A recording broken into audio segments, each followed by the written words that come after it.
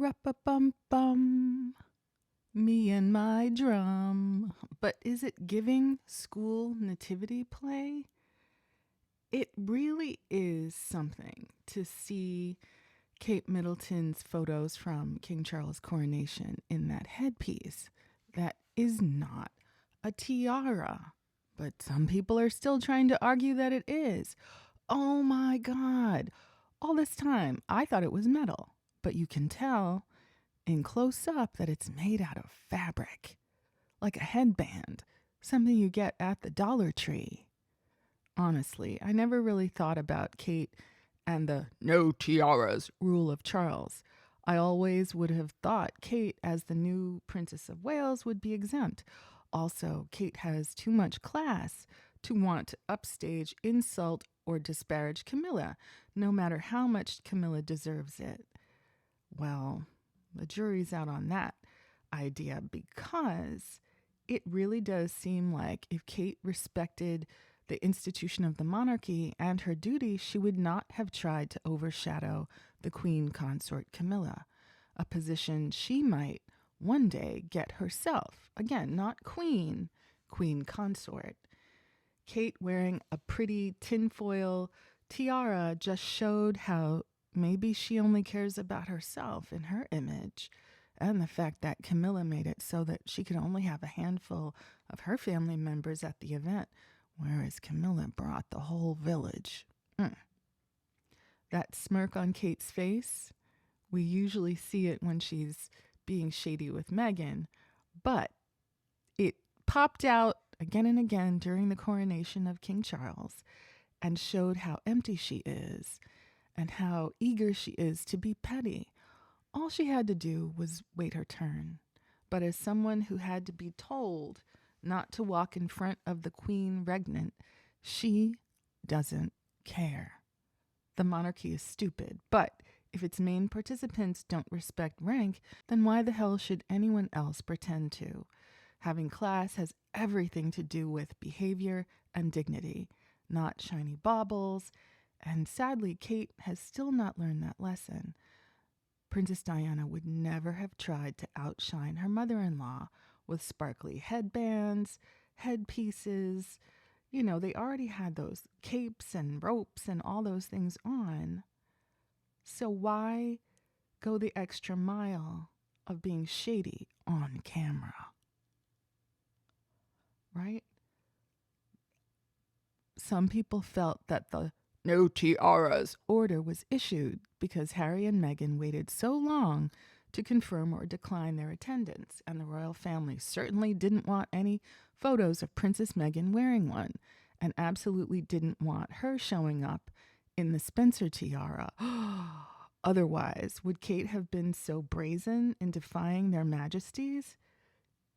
The papier-mâché headband looked like a tiara from a distance, and she certainly gave every evil Disney queen a run for their money with that vibe she had while she was wearing it. Some noble peeress ladies did wear tiaras to Queen Elizabeth's coronation, including Margaret and the wives of King George V's other sons. I always thought that noble peers and peeresses placed coronets on or next to their heads at a coronation in symbolic support and loyalty when the sovereign is crowned. There's a lot of information about crown, tiara action at the various coronations over the years. But in the end, the debate about whether Kate's headpiece was a tiara or not has certainly been contributed to by People magazine. They say Kate Middleton's coronation tiara designer says making the piece for her was everything I have ever dreamed of. Yeah. 30,000 pounds for papered tulle and beads and glitter. It was so exciting and nerve-wracking. Milliner Jess Collett tells People of creating for the confident and graceful Princess of Wales, Kate Middleton. In the world of millinery, designing a tiara for a future queen consort is a life-defining moment. That was the task at hand for Jess Collett, the British hat maker who was chosen to create one-of-a-kind headpieces for both Kate Middleton and Princess Charlotte for King Charles's coronation on May 6th, 2023. While there was much speculation in the weeks leading up to the big day as to whether Kate would wear something befitting her status as the future queen consort, guests were asked to wear hats or fascinators to the event, and people learned several weeks before the event that Kate was unlikely to wear a traditional tiara. Collett says there was never any doubt in her head what she was creating. "It was a tiara that I made for the princess, but it was very much based on a piece that I have called the Golden Crown, a band of leaves made from gold leather," she tells People in an exclusive interview, which has been on display in her Notting Hill atelier. "When people wear it, and many people have hired it, they always tell me after that they felt fabulous and radiant from the inside," Collett adds. While we might never know how it actually made Kate feel, the design was certainly a master class in craftsmanship, a collaboration between the milliner and the designer of Princess Kate's dress, Sarah Burton, at Alexander McQueen. Constructed from silver leaves made from tulle, that's fabric, y'all, of the mesh variety. The tiara sparkled bright thanks to the tiny crystals, non-precious, plastic that is, scattered amongst the delicate leaves, each one hand-embroidered with real silver thread. The striking design was considered a triumph, even by Collett's children. "Ooh, we were at home watching it from the sofa in my pajamas with my family. When Catherine arrived, even my children went, 'Oh, wow, Mom, it looks really good, and you earned your year's salary for paper mache.' And you know children are not afraid to tell the truth," Collett adds.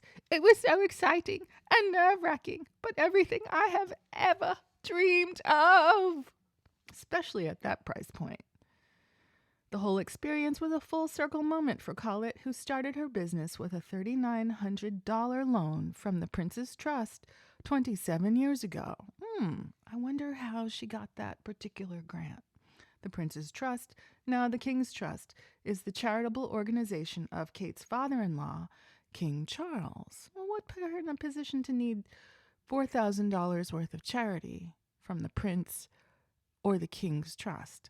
"The only way I can describe it is that the stars were aligned," Collett says. "I still really do feel all of those things I felt on the day whenever I think about it. I'm not sure I will ever be able to beat it." Or the price of the or the paycheck. The milliner is once again aligning herself to the stars with her latest collection for autumn-winter 2024 called "I Feel Space." It's inspired by the Aurora Borealis, and it just came to me when it happened earlier this year, she says of the 47-piece collection of headbands. "I Feel Space" includes everything from veiled berets and trilbies to statement pieces inspired by the night skies. For $30,000 a pop, $39,000, $40,000, that's a pretty good hustle. While the coronation was the first time Collett worked with the Princess of Wales, 42, she's certainly hoping it won't be the last. "I remember thinking at the time, well, I won't have to do this again because she'll be wearing the actual crown next time," Collett says. Will she? But she always looks good. She's confident in her style, and she's so graceful. She's really grown into the role. Yes, especially when she doesn't have to speak. It's a delicious looking crown. It certainly looks impressive in photos, but I am disappointed that William has not bought his wife a real tiara of her own. She, 3 kids in, should not have to borrow or construct paper mache in order to represent her family at important royal family events like this. There are a series of tiaras made from precious metals and precious stones in the family, that you need permission from Charles and Camilla to wear. They did not give her that permission. Was that shade? A coincidence? Was it about keeping Meghan from potentially showing up in a tiara? God forbid Princess Meghan wears a tiara and gets treated with the same respect and regard as the other titled members of the royal family. What do you think, stars?